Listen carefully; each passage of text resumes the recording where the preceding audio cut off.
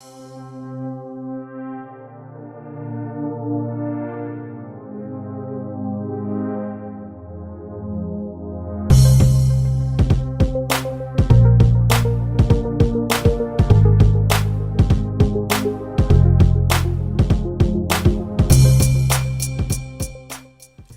and welcome back to Redirecting. In this video, we're going to be talking about practical living.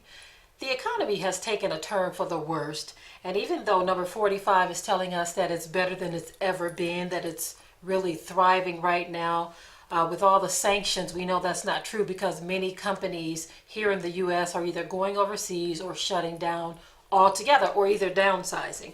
And so we know that the economy is not what he's painting it out to be. You may have more people with jobs, but these are people with minimum wage jobs. So that hardly means that we have a thriving economy. And so because we don't have a thriving economy, and the economy is actually screaming to us to make change, downsize, and scale back, we need to pay attention. We need to listen to those words. And look at the handwriting on the wall. Look around us. There are some major changes that are going to take place, not just in this country, but in the world. And so with that, we have to figure out where we're going to be in all of this. Now, some of you are contemplating moving to other areas, moving to other countries, and things of that nature. Whatever your decision is, make sure that you have a deep understanding of what move you're going to make, because making big, large moves can spell disaster if they are not thought out in their entirety. And so what I wanted to talk about in this segment is practical living as it relates to downsizing and scaling back. I also want to talk about buying land. Many of you over the years have asked us about how to buy land. You've seen that we used to be in real estate years ago when we lived in Michigan. And so we have some understanding of buying real estate and what to look for. Okay, now of course so-called black people have to consider more than just what to look for, because you can have a really awesome deal but in the wrong neighborhood. So for us, there is more to it than just looking for a good deal. Some people don't understand that, but it is what it is, right? So what I want to talk about is buying land and how to buy land on a budget or with no money. Yes, buying land with no money. It is very possible, okay? Right now, there seems to be a surplus in land here in the U.S. A lot of people have land that they're not using. Some have land that they've inherited, and they just want to do something with it. They don't want it to continue to sit there, and they're paying taxes on it year after year after year. And they're not really reaping anything from it. So a lot of people are selling land in different areas. So the first thing you need to determine is where you want to live, okay?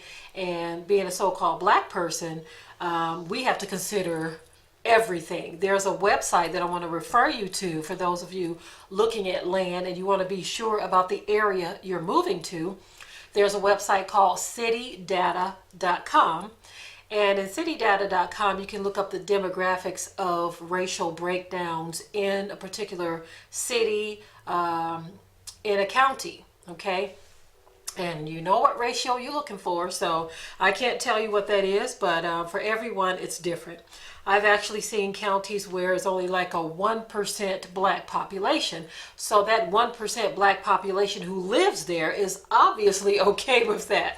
Okay, so I'm not going to try to discourage anyone from doing what they want to do. But for those who are concerned about demographics, that is something you want to look for. If you're looking for a percentage that's above 10%, citydata.com provides that information. Okay, it even gives you crime statistics for a particular area or county. That is a great resource to have at your fingertips when looking for land or houses. Doesn't matter if you're looking for land or a house or whatever. Whatever you're looking for, that is a great resource. Now, as it relates to looking for land, if you don't have a lot of money and you're like, okay, I want to buy some land and I want to scale back and downsize because I'm trying to catch up with the economy. Some people are behind the economy and they're trying to catch up based on the budget that they have before the economy crashes, because once the economy crashes, it may be trying to catch up with you. So anyone who's looking to buy land, first of all, determine how much land you need and what your goals are, okay? And when I talk about scaling back, don't look for something that is going to be out of your reach. If you're going to put a house on it, build a house on it, you don't want to get something that's going to be out of your reach in terms of the price of the land, and then you can't afford to get a house on it.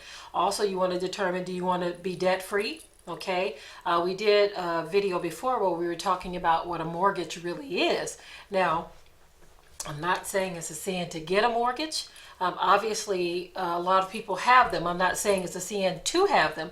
I'm just saying that if you don't want one, if you're not trying to be in debt, then you really need to pay attention to this video, because there are ways to buy property with zero down using what they call owner financing. Now, essentially, that's like a mortgage too, but it's a little different. They're going to be a little more loose with their requirements. They'll work with you more. You're not working with some big institution that may have all this paperwork and credit checks and all this other nonsense. Now, some owner finance properties may some owners may require that you get a credit check, because they want to make sure that you're not a horrible risk. But they also know that they're in a good position, because as land they're selling you, it's different when you're selling land and selling a house. With land, if you give them a down payment and you pay into it, just say 4 or 5 months or 6 months, and you decide, well, I'm not paying on it anymore. They can go through the process of telling you, okay, well, you don't want to pay anymore, you can bounce, and they get to keep that money. Okay, so I don't want to scare you with all of that. So let me just get into buying the land first. Make sure that you have your whole plan ironed out. What am I going to do with this land? And I would suggest to anyone who's trying to scale back and downsize, you may want to start with like an acre or 2, maybe 5 acres of land. Don't get more than your money can manage, okay? If you're just trying to do something on a small scale, 2 acres should suffice. 1 acre is not bad depending on the area you're getting it in, because if you're planning on building, you want to make sure that the area you're building in will allow you to build what it is you're trying to build. And I'm going to tell you what I mean by that. With the whole downsizing thing, there is a huge tiny home boom in this country. Okay, a lot of people are scaling back to the point where they're like, look, I don't need all of this. This is too big. I want to downsize. I don't want to pay for all of this. Because even if you own your house free and clear, like this house, we don't owe any debt on it. But the issue that we're having with this house is the fact that the ceilings are really tall. So it's really difficult to heat this space. And so we're constantly chopping wood and feeding the fireplace just constantly. And so in the cold months, that can be very tiring. And if you run out of wood resources, it can be a trip. You see, thankfully, the Most High sent a few people in the community to tell us of a source for getting wood that is off the chain. Okay, and it's this thick oak wood too, but still this house, you burn through so much of it because of the ceilings. And so those are things you want to look out for when you're scaling back and downsizing. You want to look out for not just having a house that you can own free and clear, but you also want to look at what is it going to cost to run and maintain that house. Okay, and so back to the whole tiny home boom. With the tiny home boom, a lot of people have decided that they don't need all the space. Okay, they don't need all of the space. So they're saying, okay, I think I can fit my life inside of 300 or 400 square feet. Now, that may accommodate a single woman, single man, or a young couple, older couple, it doesn't matter, or a couple with only 1 child. That may accommodate them, and in some cases 2 children. Depends on what you need. So a lot of people are choosing tiny homes as their method of downsizing and scaling back. And you want to make sure that wherever you buy the land, before you buy it, what are their requirements for building? Now, usually if you find something like that in a rural area, you're not going to have too many issues, but you still want to double check and make sure, because let me tell you the sweet and neat thing about tiny home living. We've been doing a lot of research on it ourselves, because that is something we are considering as well. Okay, of course, not all of us in one, but you know, that is something we are considering down the line. Now think about this for a minute. If you find land that is little to no money down. You secure that property with the owner. You enter into this land contract. So now you are able to improve that land to your specifications, right? If the area where you're buying the land will allow for you to have a tiny home, then they have also something that is very neat. There are a lot of different companies that are popping up around the country that build the shells of a cabin, okay? And they will let you get those for a little money down. Excuse me, sometimes the equivalent of 2 payments down. Just say like a unit that may be 12 by 30 feet. Okay, if you get that for $9,000, they may only require $300 or $400 down, and then whatever per month.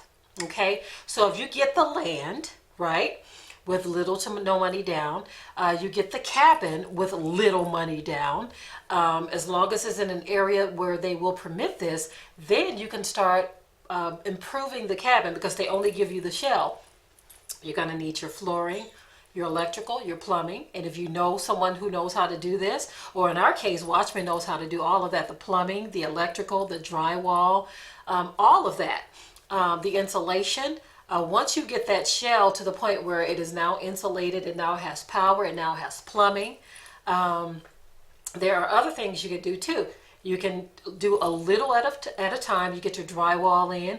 You can, whatever size kitchen you want. If you just want a little kitchenette, if you're like a single person or just a young couple, old couple with no children, empty nesters, you can do the bare minimal for what your lifestyle will require, okay? A little at a time, okay? And it's not going to cost you a whole lot if you're doing it this way. Now, also keep in mind, if you plan on working a job, you may want to try to secure something in an area first. Maybe rent something in the area while you're improving your land and your house and preparing it. And so that way you're there, you have an income, and you're working on your tiny home in the community of your choice, and the goal is being met. The finances are in place because of the job, or if you already have savings. So many things to consider. Okay, I like the idea of the tiny home because you don't have to have everything all at once, right? Now, another thing I wanted to talk about too are tapping. If you're not going to tap into municipal water and sewage, there are units that they have that are like units that are made for composting toilets. Now, it comes with almost like a small septic tank. It's a tank that goes on the outside and it plumbs into the inside, okay, to give you a toilet, okay, to give you access to flush your toilet. Now, as far as water, if you're going to use a rain catchment system or a water tank, or if you're going to tap into municipal water, all of those things are easily attached to your tiny home. Now, before jumping into any of this, we say to people, do research, plan things out, because many times people get ahead of themselves when they make moves such as this, and they don't know. It's like, okay, I ran out of money. What do I do now? You don't want to invest in something like this and you don't have the money to continue with it in terms of paying off the land, paying off the shell that you buy from the companies that build the tiny home cabins. You don't want to invest money in it and you can't follow through with it. If at all possible, it's best to just pay cash for whatever you can, but if that's not possible, then this is a great option for you. Now, one good thing at this point, we're entering into December, okay? This is mid-November, so we'll be entering into December real soon. And so that means we are at the end of the year. End of the year, a lot of people get excited about tax time because you're probably expecting some sort of tax return. That is the best time to make a move such as this, okay? If you're really serious about downsizing and scaling back, buying land, tax season is the best time. So if you can find a situation where there's little to no money down, you don't even have to put all of your tax money into it. Just whatever they will agree with. If they say, look, we'll take $500 down, because I have seen many situations to where an owner who's had this land for a long time doing nothing with it, they're like, sure, I will take $500 down and I will take $200 or $300 a month. And if you feel that you can afford that, you don't have to put huge chunks down into the land per se. Save some of that tax money so that you can get the tiny home unit. And then also, depending on what you get, because some people get huge, hefty tax returns. Depending on what you're getting, save some of that for the materials to improve the unit. Okay? And so these are some things to consider. But definitely what you want to do to look for that land, you want to scour various classifieds in various areas. A great place to look right now is Facebook Marketplace. There are all kinds of ads where they say right there in the ad, owner financing, land contract, 0 down or 1,000 down or $500 down and so much a month. And they give you the terms there. And of course you can work out the terms with the owner. Get your understanding of everything up front before giving $1 to anyone. Of course, you want to go through a title company even with something like that so you can verify ownership to see if the person who's trying to sell the land is the actual owner. Okay? So what we're saying here is you have to do your homework too. You can't just say, okay, land contract, $500 down, here's the money. Where's the keys? First of all, there are no keys to the land, right? So you're going to have some type of paperwork to show that you have a contract with this person, right? And this is why I say use a title company. Don't let anyone say, oh no, we don't have to go through. If they don't want to use a title company, then you don't want the land, because then that means that you are not protected. Okay, someone needs to know that this transaction is taking place and you need to be protected. What the title company does too is they are going to search to make sure there are no liens on the property, okay, other than the person who is trying to sell it to you, okay? If someone is trying to sell you something and there are like 5 other people on the deed or on the ownership of the land, then you don't want that land, okay? Because you're dealing with one person. They're saying, okay, this is my land, but there's 5 other people on it too. Then you can have some trouble or some problems down the line. And so basically you want to make sure that you are dotting all of your I's and crossing all of your T's, even if it's a great deal, because there are great deals. Some people say if it's too good to be true, then it is. I agree with that in some cases, but there really are a lot of people who own land and they are trying to get rid of it. They may have acquired it through inheritance, or maybe they bought it through tax sales or whatever the reason may be. Some people own a lot of land all over the place, and so they will make such deals. And again, you want to make sure of the area, making sure that it's a safe area for you if you are a so-called black person. You want to make sure that the land is buildable, that you are talking to the county to make sure that anything you want to do on the land you are able to do. Okay, if you plan on having a travel trailer or something like that, make sure that you can first. Most areas, in the most rural areas, don't mind if you have travel trailers or cabins or RVs. They don't care one way or another, most of them. They may have limitations on the number of them that you can have without getting a permit.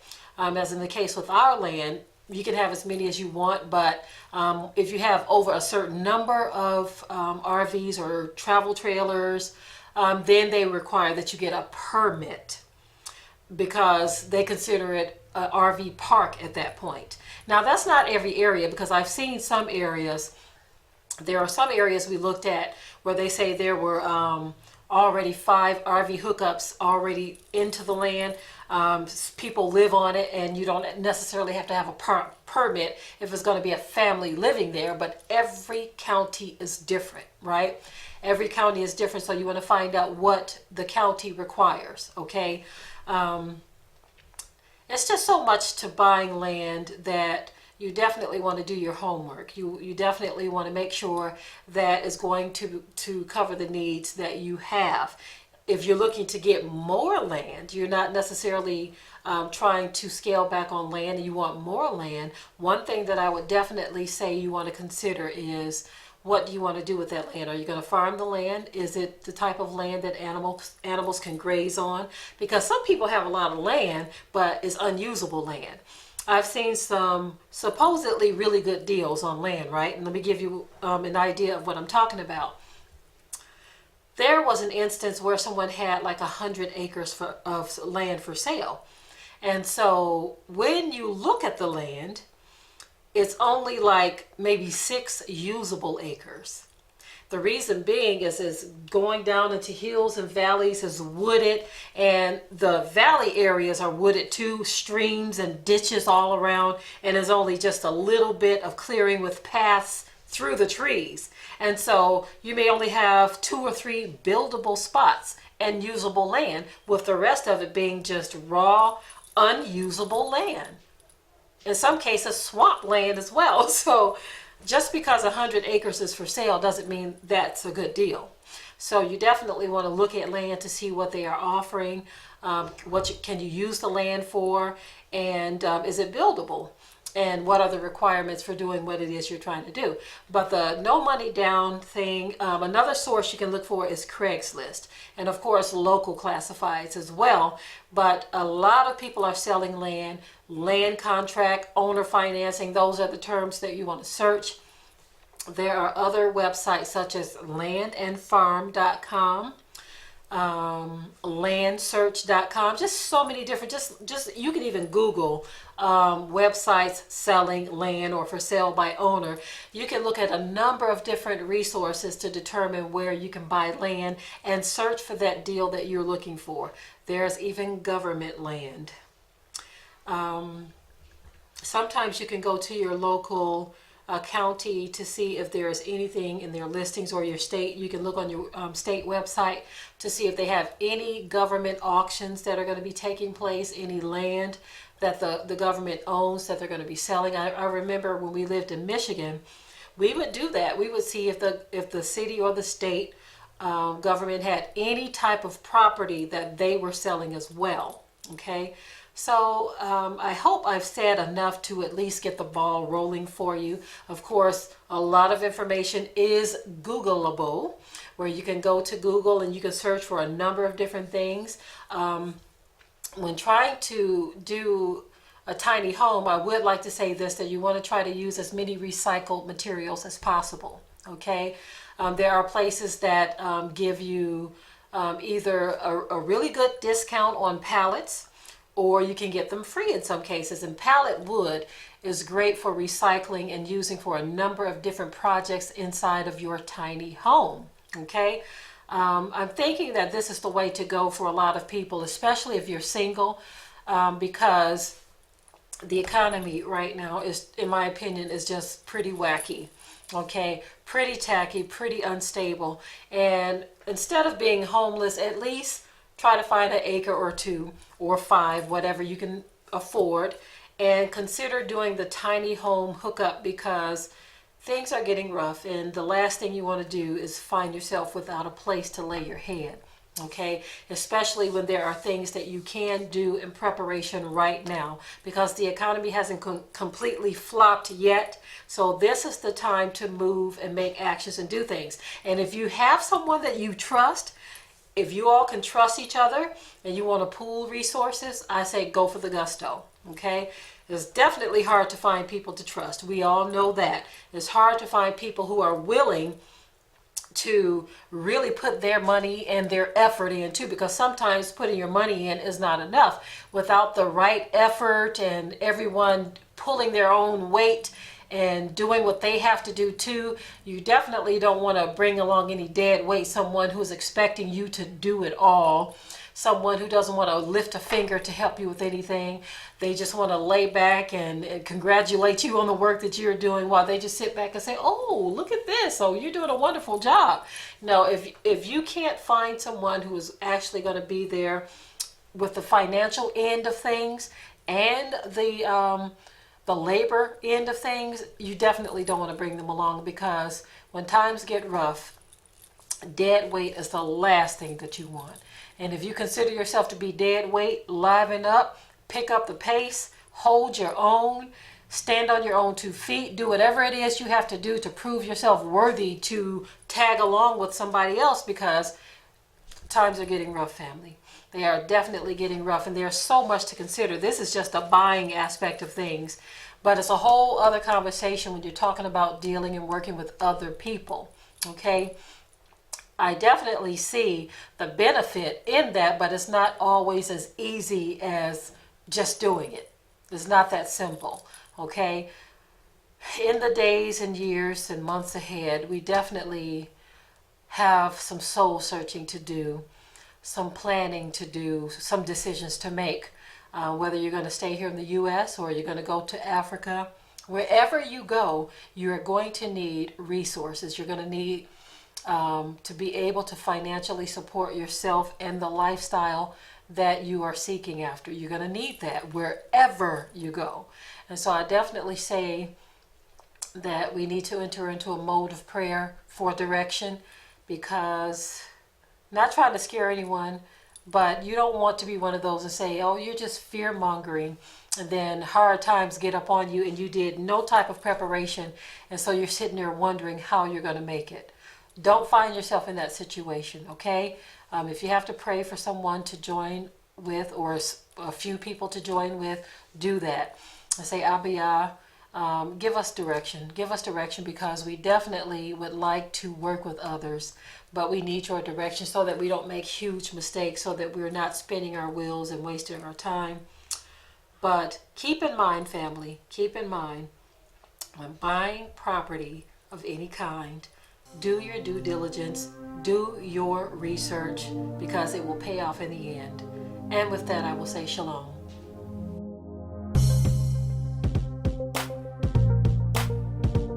Be sure to ring the bell to be notified of new uploads on this channel, and also comment, share, like, and subscribe.